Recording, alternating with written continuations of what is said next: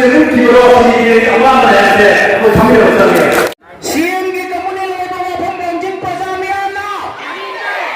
CM기 거문일 의바와 봉광진 버사미안나 Manipur यांना तुला मतंदा मणिपुर यांना तुला मतंदा CM बिरंगी धवल बसामियांना लाले आया मणिपुर가 본인이 아픈 마음과 मणिपुर इमानी मपारी मांगवा नंदन थी पता सिना लुसिंगनी हाना खंगवा अदुगवा मणिपुर की लुसिंगवा से ओलेबल सेल बिले वफम मदो तसेमम थौमान सिंगमदी वांगिंग काय होई पता सिनो तुमि कामु खंगवा नंदन थी पता सिनो तैसुवे खंगवा माकी हेसे दवावानी हाना आमरो पुजे कई कमता हौतिबा पति सिंगी मेरी काम हम करिया मणिपुर कुकिया को केवल सिंगा मते योजिंग गया है सब ये भूख को मते सिंगी मई भागोला लंदाना मियो जाके लंदे नहीं अदुम जगत मदुलिना चथर कोना मेरी काम कुंगली पांडगी थवान सिटी याम मकुम ओइबा मफम ओइबा याम नुसिबा योजिंगया हिजबा सेरेम सुरुदा अचौबा गाथममा ओयकुना लंगा भावकी बतानबा वंदिन हायुंग लैबा सुरुनो हिजबा मफुत कोइ पायला लाई कमतेबा निवे पुलिसै पुरु पुनाय सिकलबा कंगे पादलबा लांथि नबुगा खवया भाबी खबमयातो कसिगे सरकारना खंगी जना है महुका वांगी प्रजातिको कसिगे कंगमकान कंगसी बिएन वफरो वांगी प्रजात भले पदा भवान सदाले है तो नेवा पे आनंद नसी बेबिया तिना तलावा मणिपुर कोई नहीं चिंग चिंग गया के बाद कोई सिद्ध नहीं चिंग चिंग का लाला तो मतुंगा कनाई बंद से बिएन प्रतंदा कली उतना दारनिबा महाधाय रस सिंगना दारनि अदु नहीं रस सिंगना दारनिबा मधु सिंगोया माकी मणिपुर थवाई सिंगबा अदु नमो सिंगबा सुजलेबा कुकिरा सिंगबा लोगे सिंगो कली उतना दारनि भावरा माकी मिसा भंगो को मंगो लाने से ना कोई ना लाने से सपोर्ट करो ना है तो तुम्हें गुनाह नहीं करो सुनो का है वहां तो फिर हमने तो होता है कभी कहता मां बाबू ने सरया होगा मैं को बच्चे का खुदाई नहीं चलने नहीं सकती है अब तुम मोबाइल में कैसे करो ऐसी भाव माना चाहिए मेरी सब हमने तो होता था मां गले पानी करवा लेना पानी करवा सखत पुरानी हो तो नहीं का अब तुम लगा मेरी सब से करूंगी मपूरे बस को करा करानो है लगी मैं खुदाई है का तेरे के वो है तुम और से करके तो सिंह आते हैं मैं को खुदाई नहीं खाली बात तुम मेरी सब करो तुम करना मां अपने लेवा काम करे तो हम पानी करे ये को मैं लेवा सिंह कहीं ना तो खाओ मां बोले नहीं होगा अब वो है तो खुदाई होना चाहिए ये के गांव में अरे बहुत बड़ा अब संसार ये सीधे ठोको से बिना जाने हुआ बापू ने वो हमको बता कोई कई लगता मां को ठोके नहीं होता बाकी के साथ की बता देना ए हमका खूब किया तो मां किसी को नहीं सीखा मां को ठोके को हमारा कोई लगता बाकी बता मसाला की वजह मां अदू बते लेवा बता बाबा अदू लवा में को मसा वजह से है तो है क्या कभी होता माना पड़ेगा को बरंदन सिवा ओएले कभी होता चंदन का मेरा बनाया होगा मां सुनो को भेजा है वैसे हमें को मिला सोचा देगा चीन के भाई को बारी से कहूं लोग मेरी प्रजा को क्या जाने लगा सीधे को है तो वैसे को बीजी सूद रे को मैं आप देखो ए कोई नहीं हम एक में आऊंगा तो कोई को बीजे समझ में आवा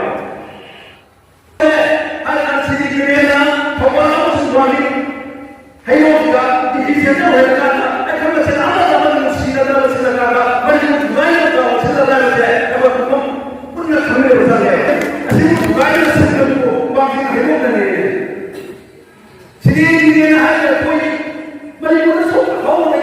सरकार आंदोलन साधन Atri ma'am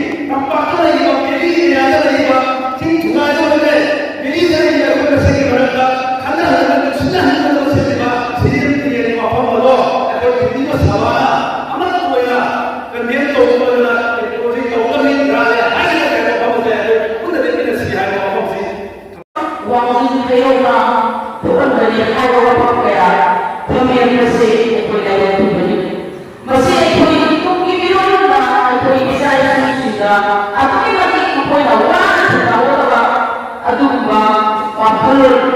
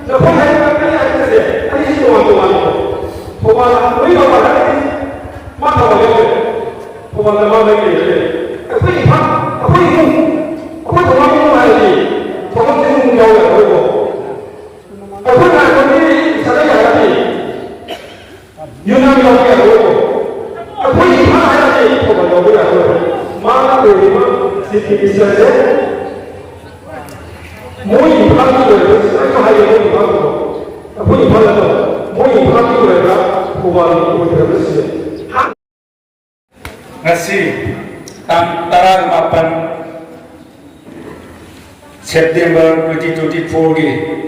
Nungtil Pungani Taba Matamda Wangsin Laipur Community Hall da Wangsin Karbi Koki Club Organization Amadi Miyam ki Weba Apun Mamipam Mama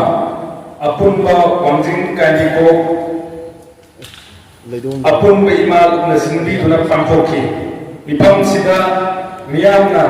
Yang namun na Kanada Ngarwa Matunda Makagi Warip Sinasi ꯃꯣꯠ ꯑꯃꯠꯇ ꯑꯣꯏꯅ ꯌꯥꯅꯈꯤ꯫ ꯑꯍꯥꯟꯕ ꯋꯥꯔꯦꯞꯇ ꯍꯧꯈꯤꯕ ꯁꯦꯞꯇꯦꯝꯕꯔꯒꯤ ꯇꯥꯡ 18, 2024 ꯅꯨꯃꯤꯠ ꯑꯁꯤꯗ ꯊꯝꯕꯥꯜ ꯁꯪꯂꯦꯟ ꯅꯤꯡꯊꯩꯄꯥꯛ ꯆꯨꯊꯦꯛꯇ ꯄꯥꯡꯊꯣꯛꯈꯤꯕ ꯄ꯭ꯔꯥꯏꯝ ꯃꯤꯅꯤꯁꯇꯔꯒꯤ ꯃꯄꯣꯛ ꯅꯨꯃꯤꯠ ꯊꯧꯔꯝꯗ honourable chief minister Shri N. Biren ꯁꯤꯡꯍꯅ ꯊꯧꯕꯥꯜ ꯋꯥꯡꯖꯤꯡ ꯑꯃꯗꯤ ꯍꯩꯔꯣꯛ ꯃꯥꯏꯀꯩꯒꯤ ꯄ꯭ꯔꯖꯥꯁꯤꯡꯅ ꯂꯩꯕꯥꯛ ꯏꯔꯥꯡ ꯍꯧꯍꯜꯂꯤ ꯍꯥꯏꯅ ꯐꯣꯡꯗꯣꯛꯈꯤꯕ ꯋꯥꯐꯝꯕꯨ ꯉꯁꯤꯒꯤ ꯃꯤꯐꯝꯅ ꯌꯥꯅꯤꯡꯗꯕ ꯐꯣꯡꯗꯣꯛꯈꯤ꯫ ꯑꯅꯤꯁꯨꯕ ꯋꯥꯔꯦꯞꯇ ꯏꯔꯝꯗꯝ ꯏꯔꯩꯄꯥꯛ ꯀꯟꯅꯅꯕ ꯍꯣꯠꯅꯕꯗ ngasi phawbada thawbal maikei prajasingna thawai phawba thadokuna khunna bugi thabak thoram kayada saruk yadun lakli amadi angamba matin pangduna lakli lona wangsingi youth kaya amasung state 70% amasu langthamda thawai tha khiba kaya sulei asimba kaya bu kari su koina khandaba CDCM BNG ona bu ngasi miyamna yamna kanna yaningda phongdongaki ahum suwareta honorable chief minister gi manipur asibu amat oine yengba ngamdaba lusingba ama oibada natana pik khara valley gi area da laiba saruk khara asi phawba amat oine yengba ngamdaba ekhoi masen amaga nungsinadaba manipur asi mache thugai na bohonaba misak amani haibase he namayek singlagle Thawbal Chief Minister oiba sahi tara manga sukhe Imphal gidi sahi tare khakta nai haibna singba daita leitaba political imesor oiba gi mawngda tongan ba miyengda miyambu masoi tahan ba mangambu asigi diphamna kandel tawki mari sowareta iramda manipur bu amat oiba miyengda yengba ngamdaba district kudimak bu amat oina khanba ngamdaba Maki api buwakalna district asibu hantana yeng barongda mahaki apikpa miyengbu mapan tholakpa asimak thawal maikei praja singna pendaba phongdongaki mana suwareta manipur ge sumluraba tanpham asida maitei masenki marakta khaibung tahan bo hai awata wangang sangabu support tawriba amadi atamnana thawbal maikei bu miyamda lana pauthokiba CM na thuba matamda thawbal maikei gi miyamda lale haina singdokadabani natabani makha taba khongjam kaya changsilakani haibase CM Biren Singha gi mafamda press media gi kuthangda khangan ba hainasu mor amatoi